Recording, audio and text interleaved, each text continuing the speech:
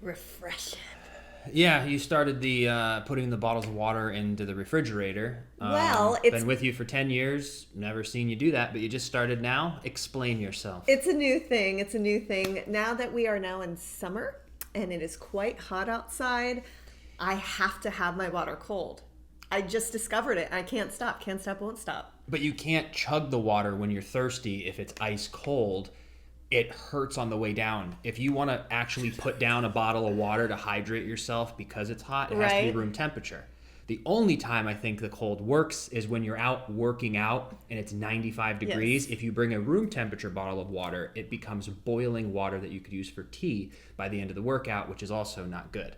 Not good. Well, I'll tell you, like probably about a month ago, I was running outside and it was really hot out. Summer started obviously getting hotter and it was too hot. I shouldn't have been running. And I literally thought I was almost going to pass out. I ended up calling you. Yeah. Remember that?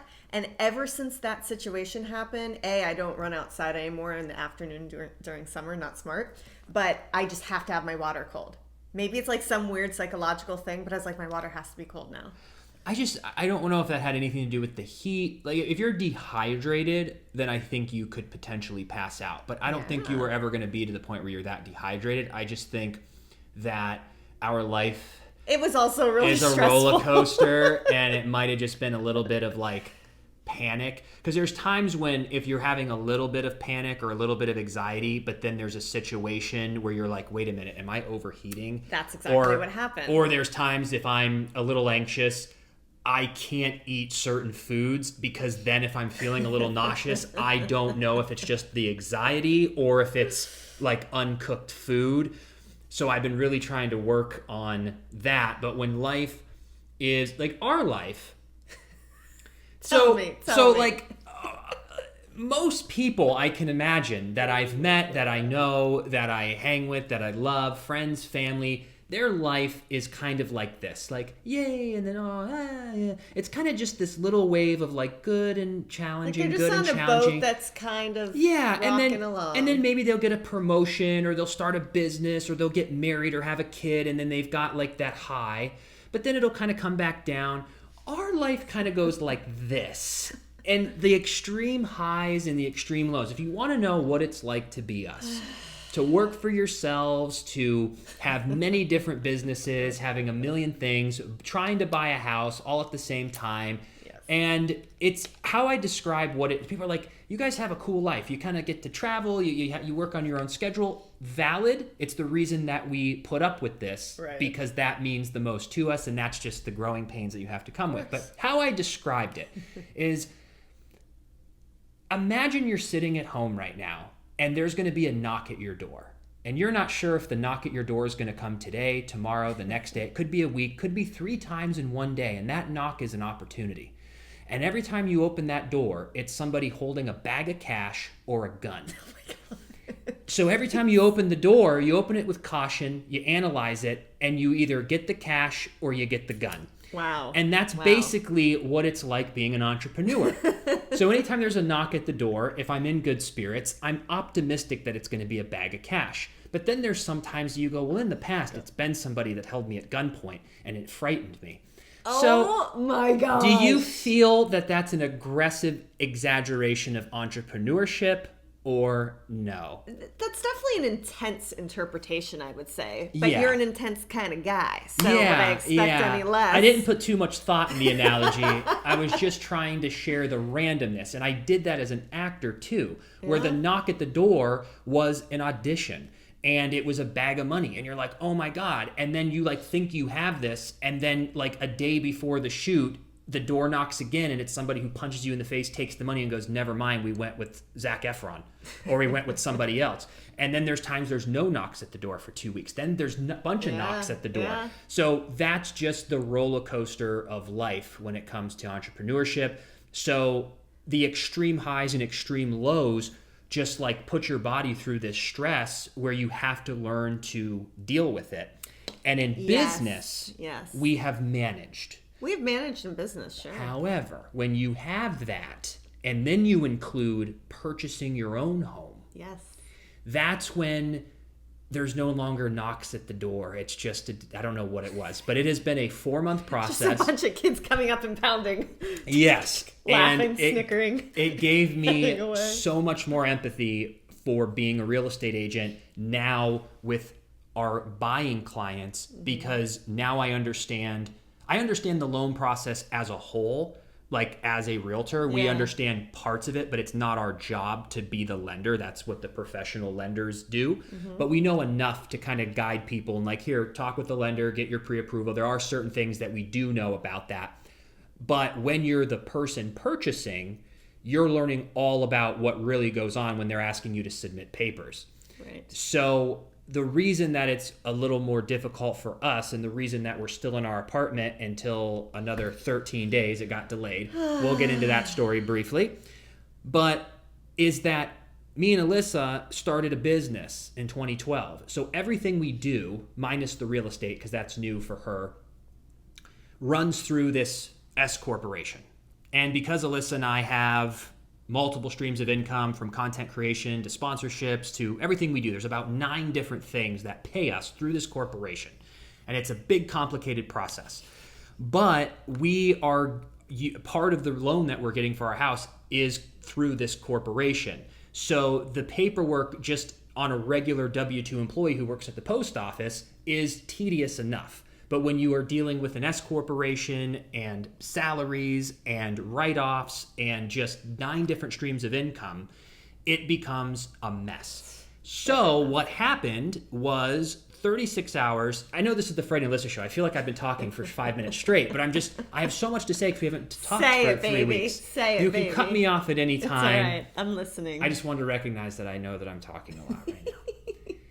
But there was a mistake made with the loan company we were working with. And granted, it was a very intense process for 4 months, so much paperwork, unbelievable amounts of paperwork. So there was a mistake made that derailed the loan 36 hours before closing. Yeah. My parents had already flown here to help us move and set up the house. Everything was in stone, and we got the call 36 hours before. My parents were at the airport that it was going to be a 3-week delay, and yet you had to restart. Yep. So that was just devastating because of the money, because of the planning, because of everything. Even our podcast, we're coming back on the 13th to get back to our weekly show in our new studio that was going to give us 3 weeks to move, build the studio, and bring you something 4.0.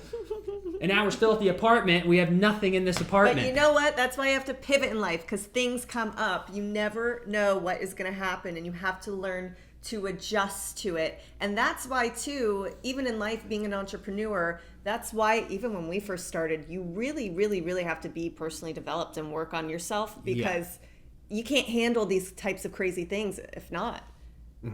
And so for us being on this end, it's crazy that, of course, we're realtors, so we understand. We've seen so many things come up in different deals, and a variety of things that you're like, oh my gosh, don't let this kill the deal, right? You really want to so many working problem parts. solve. But with this, I think it just really hit hard because it was 36 hours. There were other people involved, that your parents were flying in to help us move, and we had this big plan. And we even moved stuff with work around too, because we thought that we were moving. So it was crazy. And what's really funny, to circle back, in the very beginning when I was talking about how I thought I was gonna pass out and die when I was running that day, this was the day after we learned this news, and I was trying to problem solve it all. And so I really do think it was borderline. The heat probably didn't help, but I think I had a major panic attack because it was so much.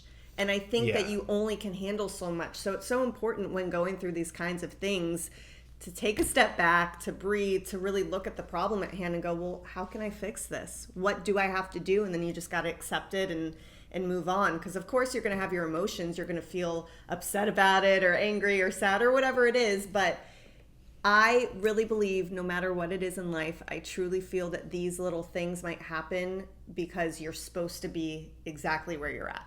If I'm driving one day and I get every stoplight, I always think, you know what? Take a deep breath, girl. You're not meant to be further ahead on this route for whatever reason. I really do believe that. So Yes, it's been a crazy, cray process, but we're almost there. We are now, and we're working with great people, and everyone, like even the home builder was so cooperative. Yeah. Cooperative's not the right word. It was so like on our team. What's like a good word for that I'm looking for? Understanding was sure. so understanding. Still don't like that word. It's got to be a better word. But anyway, they were willing to work with us. It was not an issue, because I think that's why we panicked, is that initially when we heard the news, we thought we lost the house. Right. Yes. So we didn't know until 2 days later that the extension would be granted. So I think for that 48-hour period, we were under so much stress, because we go, did we lose this house? But once we found out, they're like, no, you didn't lose the house. It's just a 3-week delay. And they explained it. I go, well, why didn't you lead with that? Yeah. For 48 hours, we're sitting here with my parents in a fully packed apartment going, what's going on? Yeah. And the sad part is they can't come back now so they're not going to be kind of part of the move anymore. So that was like, they're not going to be able to come back till later. Well, and also too, in summer in Ohio, his dad has so many different things that he's doing. Oh, so much. He has a garden. He's got golf garden. leagues. He's golfing and gardening and bike riding. He's got quite the life. Huge schedule, social schedule, I would say. Yeah. Big Fred, love it. But for us, he can't come back, and I think too that's why we were really upset, because we knew that, we had his parents come. We had this whole plan that we were all going to move together, and, it didn't happen. It was what it was. But here we are today. Yeah. And we will get it all situated and figured out, but we're well on our way. So.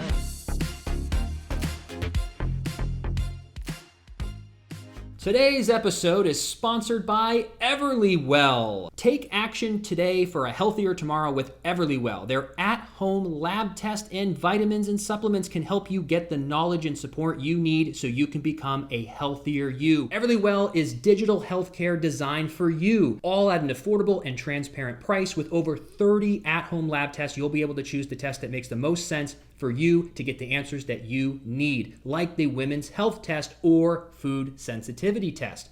Everlywell also has high-quality vitamins and supplements to support your overall health. Choose from a variety of options, including vitamin D3 and omega-3 fish oil. Here's how it works. Everlywell ships products straight to you with everything you need in one package. To take your at-home lab test, simply collect your sample and use the included prepaid shipping label to mail your test back to a certified lab. Your physician-reviewed results get sent to your phone or device in just days. And you can share the results with your primary care physician to help guide next steps. If you ordered vitamins and supplements, you can start adding them to your daily routine right away. It's so simple. Over 1 million people have trusted Everlywell to support their health and wellness goals, and you should too. Alyssa and I are very excited. We chose the food sensitivity test. There are so many different tests you can find on their website, but this one we were interested in just because with the wellness journey that we're on, I just want to see if there's anything in my, if there's anything I'm sensitive to. So I'm really excited to get my results. And for the listeners of the show, Everlywell is offering a special discount of 20% off an at-home lab test at everlywell.com/Freddie Alyssa. That's everlywell.com/Freddie Alyssa for 20% off your next at-home lab test.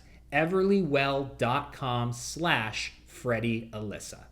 Thank you, and now back to the show. Yeah, and I'm glad too that we actually had time for us to kind of allow our emotions to settle, so that we could bring you the update. Because I didn't know what to say for a while, because my initial feeling for the first week was complete anger. Yeah. Because I that's my biggest pet peeve. Like if somebody was like a stranger on the street, or you're in a parking lot and someone beeps and they yell and they're rude, I'm unaffected because I just don't care. I've grown to a point where I'll never get involved with strangers and be mad, or if someone says something to me, I'm like, I'm never going to see them again. I don't owe them anything. Like, they're not affecting me. I don't care. But on the other side, now that I've done so many things in my life and I've been in so many high intense situations with professions and deals and big money and a lot of things at stake, and I am a professional. Me and Alyssa that's our biggest qualities. We're resourceful and we're problem solvers. We figure it out, and I am so hard on people that I'm working with or that I'm paying, because I expect perfection. because that's what I give as a professional. When I'm an actor, when I'm a real estate agent, there is no making mistakes. Right. We find the answers and we deliver more than you expect. Yep. Even our last clients, like that we just worked with, delivered 150% over what we're actually supposed. Like we went above and beyond. That's the kind of people we are, because we like leaving good impressions. We like doing the job. So when I'm working with somebody that I'm paying money to and they mess up and it messes with my finances, I go irate.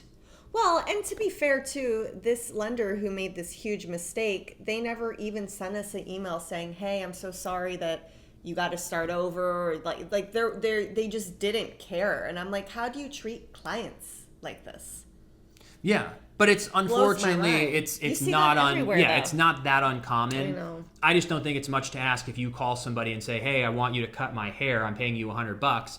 It's like, this is an agreeable, like we agreed on this. I'm driving there, I'm spending my time, I'm paying you $100, you're cutting my hair. I expect it to be done on time. Don't show up late. I expect it to be done perfect, and I expect if there's a mistake that you fix it. And that's just the one part of me now that, and especially in real estate, you have to be this way because all you're dealing with every day are other professionals. Yep. So again, I would never, a client who isn't a professional, who's just buying or selling a home, they're not the professionals. They're clients doing stuff. Coming to you to be when it's a title company who's dealing with money, when it's an appraiser, when it's an inspector, when it's a loan officer, when it's another realtor. Jesus. They're not all great. I expect efficiency, and that's just how we roll, and that's what I learned from this. But I wasn't, I was incredibly angry, but I calmed down, and I didn't care that they didn't apologize, but it just took me a week to go, okay. Yeah. And the reason was that my parents flew out here. Yeah. If they weren't here, it would have been easier because I felt bad. Right. You know, but then we also were just under a amount of stress because we thought we were going to lose the house. And then us in our clown costumes, we're doing a walkthrough with the builder going, "Do you see any nicks or marks anywhere we need to fix?" That was we tough. Don't even know if we're going to get this house now. That was really tough. So we did not get until after the walkthrough did we get the realtor was like, "Oh yeah, no, they're just going to extend it. You can move in the end of July." And I was like, "Why didn't you guys tell just us lead that? with that?" It was already a mistake. But I thought that mistake cost us our house. It cost us time and money, which I'm still PO'd about. But to be fair, too, though, we also saved a little bit of money because we didn't have to pay to like a rent and a mortgage at the same time. Yeah, our lease is up here in mid-August, so we actually saved some cash monies by that. So it's okay. The mistake at the end of the day, we're going to end up coming out on top a little bit. It was so crazy because for our final walkthrough, the builder was like, "Yeah, we have to do it on this date." And I go, "Well, we don't even know what's going on right now when our close date's going to be." He goes, "Oh, don't worry. They'll figure it out. I just got to close this up." So we went there literally not even knowing if this was our house. And I would say that was like the hardest. It was bad. It was not fun because I'm walking through. I'm like, I don't even care to see what's on the walls or if there's anything not up to my standard because I don't even know if this house is mine. Yeah, and it was the most like, and he is the nicest guy. So kind. So nice. Yeah. And he's like, "I'm rooting for you guys." And I'm like, "Thanks, man." Because the first time we went and did the walkthrough, we didn't know this was happening. So the first initial walkthrough, we were like, "Oh my gosh, we're going to do this." Like we were like dream building. Then on the final walkthrough, because we were supposed to close. The next day. Yeah, so Monday at 3 p.m. is where we got the bad news. We were supposed to sign the papers and get the keys Wednesday at 11:30 a.m. We found out Monday at 3. When it was 11:30 a.m. on Wednesday, we were supposed to sign. We found out that there was a mistake made. And on that Tuesday, in between, the final walkthrough needed to be done because he goes, "I don't want to do this later." He goes, "We're going to just seal the house up and we're done." So it's just been sitting empty this whole time. The final walkthrough's been done. But when we were walking through, and it was like the littlest things, he goes, "As you can see, we fixed the exhaust fan in the owner's suite." I was like, "Thanks, man." Thanks, man. You don't have to go through all this. I don't care. I don't even know if this is mine yet. But I didn't say that. We were polite. I was just like, it was just the most stressful time. And then it all settled out. And then once we got everything situated again, now I feel good.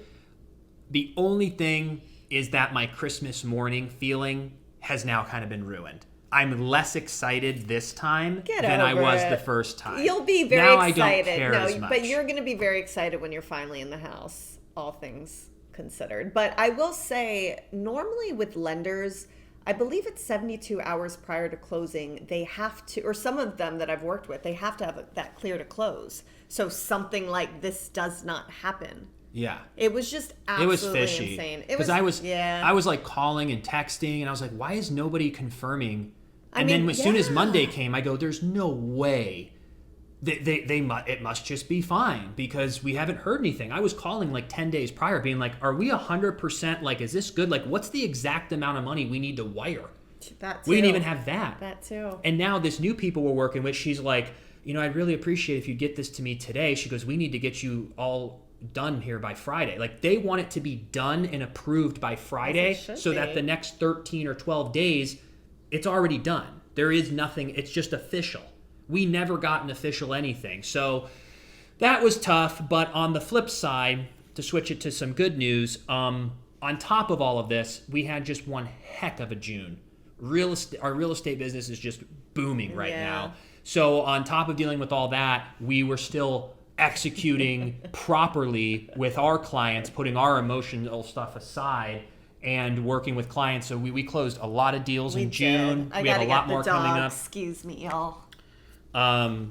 So all that's been going really well, becoming incredibly obsessed with real estate now because we've been doing it, Alyssa now for 16 months, me for 6 months. But we have so much experience now that I'm starting to build this extra level of confidence where I feel like I'm an actual professional and that, like, have you felt that where you're getting more confidence because you don't have to ask as many questions by your mentor anymore because we know pretty much everything. I think the biggest thing with real estate, like most industries, until you're in it and you're actually doing it, you're never going to really fully be able to learn. And I feel that we've had Benjamin. You guys hear that? He's choosing violence. But I feel that we've had so many unique situations and opportunities that it was just like a deep dive quickly into learning, like very fast. And yeah, I feel really well versed in it and very comfortable and confident, and I love it. I think it's such a fun industry to be in. It's wild, don't get me wrong. There's some days where you're just like, this is crazy, but it's just, it really is such a good fit, I feel, for us and our personalities. It's so great. Because you never know. There's a lot of things that we do, and then sometimes we'll give it a shot, we'll take the learning experience, and we'll like move on, but real estate is just, it's the pocket. It's exactly what we want to be doing, and Florida real estate, it's so fun.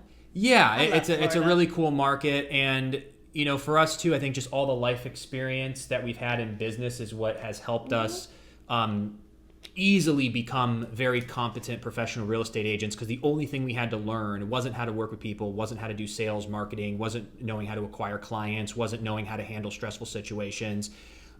We knew all that. That was from 12 years of everything else we've done. We just needed to know, so inspections are usually 7 days, or what happens if this happens, or we need an addendum to the contract. Well, what's that? Like just little tactical things that once that was all figured out, now I just feel great. I love hopping on the phone with someone. They asking all these questions. I'm like, yep, this neighborhood, this. Yep, there's an HOA. This is what this means. We got to get you pre-approved. This is what this means. This is what appraisal means. This is what we have to do here. Yep. But every deal also has something random that you learn. There's always something in every deal that comes up that you're like, oh, this is different. Which is and then what you have I to research meant by it. the entire, you get the knowledge from experience, because every deal is different. Like one great example is, I think it's everywhere, but at least in the state of Florida, if someone is not a U.S. citizen and they're selling their property, there's something called a FERPTA tax, where they have to withhold for taxes 15% of their profits, I believe.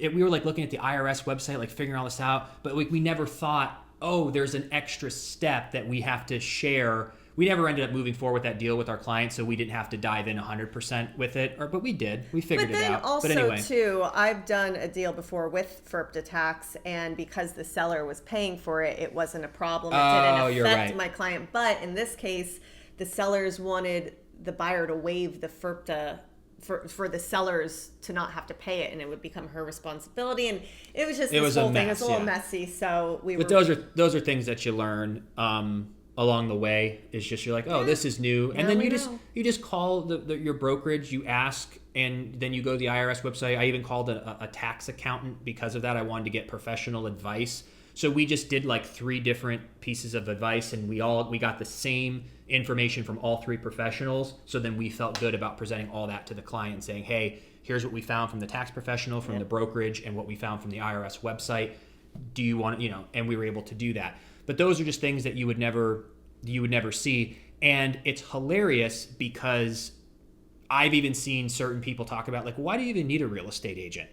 And before I was an agent and before I was into buying and selling homes, you kind of just go like, yeah, why can't I just knock on someone's door and be like, you want to sell this? Yeah, how much? 300? Here's a check. Thank you. Sign the papers.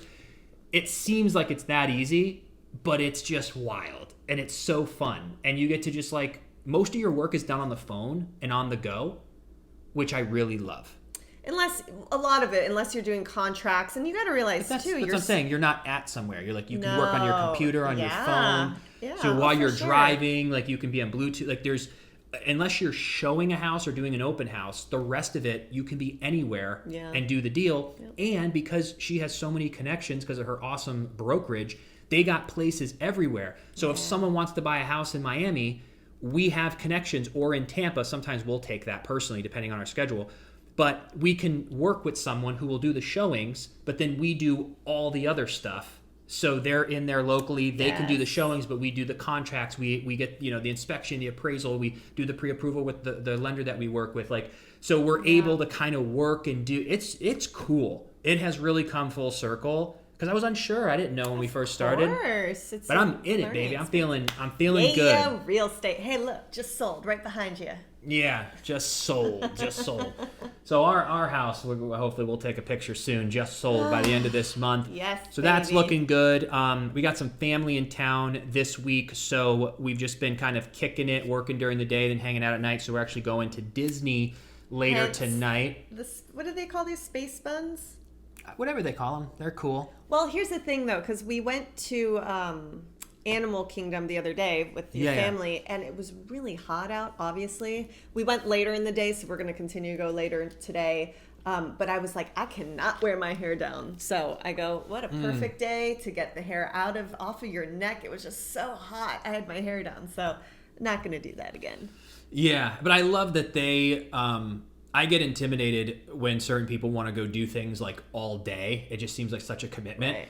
But I love with my cousins, they're like, yeah, we're popping in for a couple rides, having dinner, one more ride and out. And I'm like, that's great. You get to have the experience, and we get to go for free because we have the Florida annual passes. Yep. So it doesn't cost us anything. Yep. We park for free, we go, we hang out, we ride some rides, and we get to spend some quality time, which is really awesome. So we're looking forward to that tonight. And then thank you for your patience with the podcast schedule being out of whack. We hate missing Wednesdays. We love knowing, like, for everyone to know every Wednesday. Right. The only reason we took this big break is we thought we were going to be moving and building the studio. We thought there's so much going on. Let's just, come back with something great. But so we're kind of in the same position again. So just bear with us. Once we do get settled, sometime in August, early August, we'll let you know when we're back on the original every Wednesday at 6 p.m. Or whatever time we come up with the reboot. But this way you all know. But in the next few weeks, I don't think we're going to do one because of the move and everything. So we should be back August 3rd. August 3rd, we'll touch base. And then once we can finish up with the studio, get settled, then we'll get back and close out the year so that you all know. It's, hey, every Wednesday we can see what's going on. And So that's been our crazy life.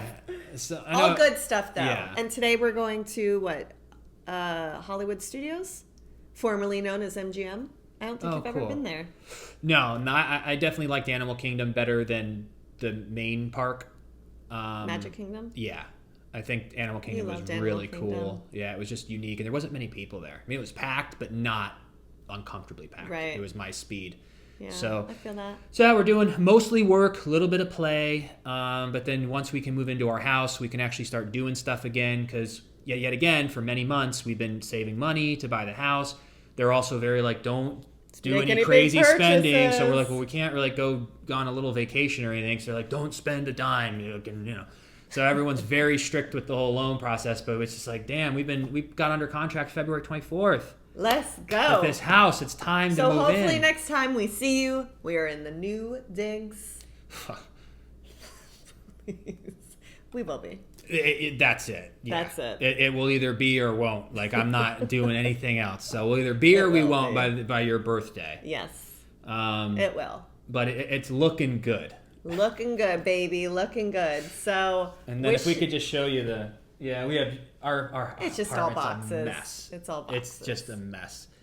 Yeah, it'd be too embarrassing to show. But we're managing. It's going to be good. Everything's going to work out. We are wishing you an incredible week and upcoming weekend. And we'll be seeing you soon. August 3rd. Follow along on stories. Yeah, Instagram. We'll keep you posted on all that. So we appreciate you all. Have a wonderful week, and we'll see you soon.